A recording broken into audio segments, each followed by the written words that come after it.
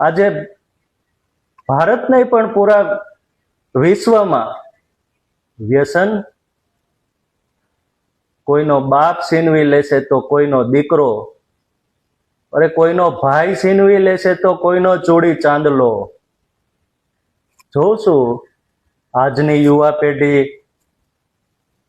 વ્યસનના રવાડે સડી સડીને હાથમાં સિગરેટું, હાથમાં માવા. ઘણા આજના યુવાનોને એવું થાય છે કે અમે સિગરેટું ફૂંકીએ છીએ તો અમારું સ્ટેટસ છે.